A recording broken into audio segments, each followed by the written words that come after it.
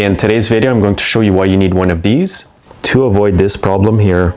Now, this is an extremely dirty carburetor. It's gone bad from old fuel in there. And oftentimes when you get a carburetor that's this bad, it's not worth fixing or cleaning. And all of this can be avoided by simply installing one of these. What this is an inline fuel shutoff. And on generators, you will find a similar one like this. And on some carburetors, you will have a built-in fuel shutoff valve like this one.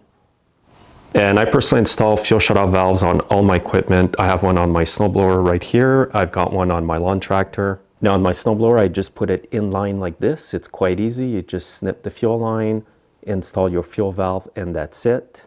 And one quick note here, guys, is if you install one of these, you want to take note of the fuel direction arrow here. This arrow will always point toward your carburetor. And you can also get these same valves on a 90-degree angle like this. And just a quick suggestion here, guys, if you do buy these fuel valves here, make sure you buy the good quality ones. The ones on eBay and Amazon sometimes are cheap. And some of them leak not long after you install them. And by the way, the ones that say Fastex on the tab here are the better ones. They are used by OEM suppliers.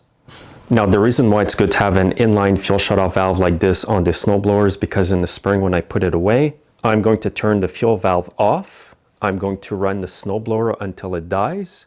And sometimes after it dies, you can put the choke on and it will run for another 20 seconds. What that does is it cleans up all the fuel or sucks it all up from the carburetor so you have no fuel left in there to go bad. It's a lot easier this way for some people than to actually have to take the carburetor bowl off and drain the carburetor or the whole fuel tank. And also, if you're going to do any carburetor work on your machine, you just turn the fuel valve off, and then when you disconnect your carburetor, there's no fuel leaking all over the place. And also, if your carburetor springs a leak out of nowhere, you can always quickly shut the fuel valve off and prevent fuel from leaking all over your shop. And this here is the reason why I'm telling you about this. This can easily happen to your equipment. You can put the machine away for the season and totally forget about it. And when you go to use it again, the carburetor's dirty, your machine won't start, and you've got a big repair bill.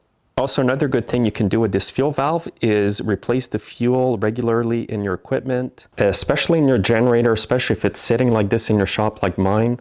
This one here has been sitting for quite a while, but every year what I do is I disconnect the fuel line and I drain the whole fuel tank and then I put fresh fuel in it. And the reason it's so easy to do that is because I do have a fuel shutoff valve on this one as well.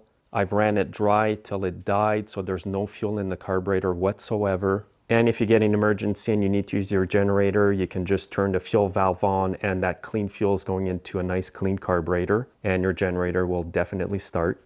And this is something that you can quite easily do yourself at home.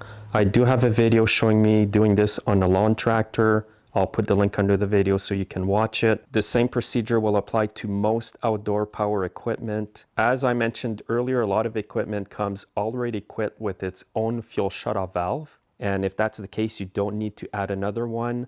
Just make sure that you turn the valve off, run your equipment until it dies, so that you can avoid this problem here and keep your equipment running all the time. So thanks again for watching, guys, and make sure to follow the tip in today's video.